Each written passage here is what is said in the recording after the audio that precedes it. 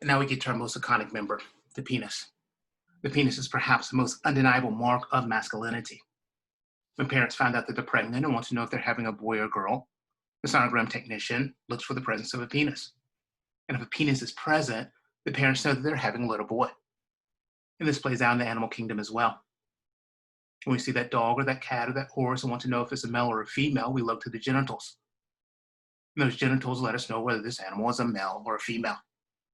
The penis is an undeniable mark of one's maleness that speaks volumes in both its soft and its hard forms. You're just alluding to, in a soft form, its very presence is a testimony of one's maleness. So it doesn't even have to do anything. It's just very present as a witness, a testimony of one's maleness. But it also holds a lot of potential. There's a lot that's going on beneath the surface, even though it's not seen. On a daily basis, the mature male is making millions of sperm, millions of seeds that have the potential to conceive new life. The penis is also our instrument of urination. It's where we take a piss from. There comes a time where we need to take out the trash. Things that the body no longer needs. It's not that these are inherently bad things. It can be things that the body no longer needs to thrive, needs to be eliminated. And the penis is in part that instrument that helps bring about that elimination. And there comes time in our life where we need to eliminate things as well, good and bad things that are no longer needed, that no longer help us to thrive. There comes a time to eliminate those things. The penis in its flaccid, soft state is also in its most reserved, private state. For men who still have the foreskins intact, the glans penis is covered with the foreskin when it's flaccid. It's reserved, it's protected. And there's a time in our life where we also need to move into our reserved, private, introspective states. After ejaculation, men enter into a refractory period, a time where we move back into this soft state, move back into this private, reserved state. And so there's time after we offer ourselves, after we give our strength to the world around us, that we may need to retreat back into a private state. We're able to be more reserved, introverted. In this hard state, there's nothing private or reserved for the erect penis.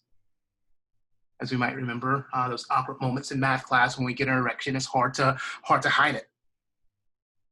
And so the erect penis is very, very proud, ready to be seen, ready for action. In its hard state, the penis becomes our instrument of connection. It's where we penetrate the world of another. And not just any penetration, it's a deep penetration in which we're offering the depths of our being into the depths of someone else. We're making connection, making a soul connection. It's also an instrument in which we we ejaculate our seeds of life.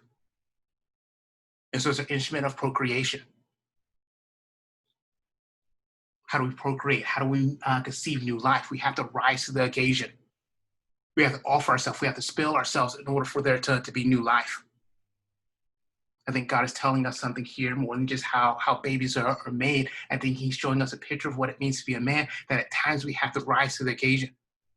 We have to offer ourselves. We have to penetrate. We have to enter into the world of another. And to offer ourselves, to sow our seeds of life, as it were. But it's also an instrument of pleasure. And as much as we have a duty, responsibility to bring life and goodness to others, there's a pleasure in that offering.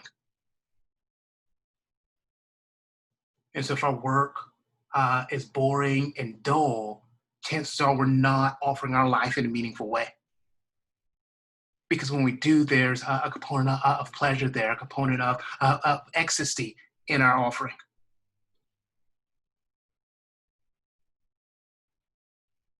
And so to be proud, to offer our life, and enjoy the pleasure that comes along with that.